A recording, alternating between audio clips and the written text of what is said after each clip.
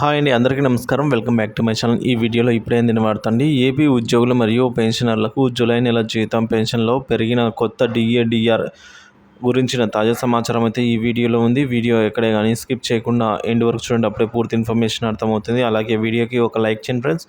ఇక విషయానికి వచ్చినట్లయితే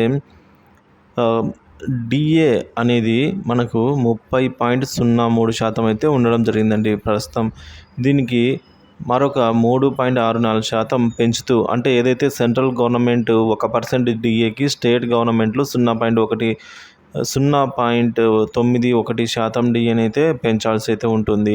సో సెంట్రల్ గవర్నమెంట్ జనవరి 2024 డిఏ 4% పెంచగా, సో ఈ మేరకు రాష్ట్ర ప్రభుత్వం కూడా 0.91%, సో 4 ఇంటూ 0.91 3.64% అయితే పెంచడం జరిగిందండి. సో మొత్తానికి ఈ డిఏ అనేది జూలై 2023 నుంచి అయితే వర్తిస్తుంది.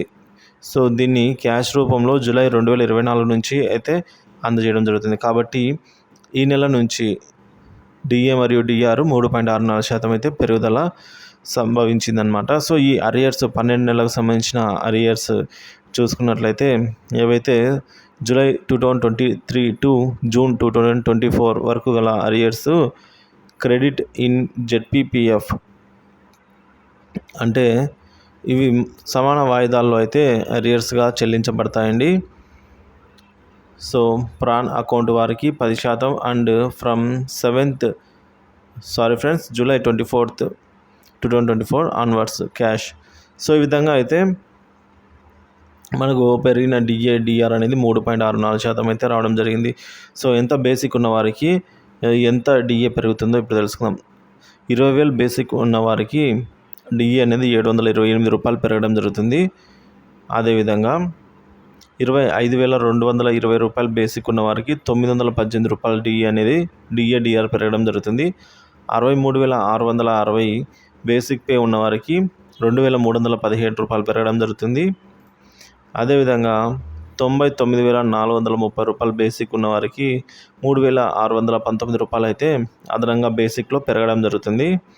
ఇక 1,09,910 రూపాయలు బేసిక్ పే ఉన్న వారికి 4,000 రూపాయలు అయితే డిఆర్ రూపంలో పెరగడం జరుగుతుంది.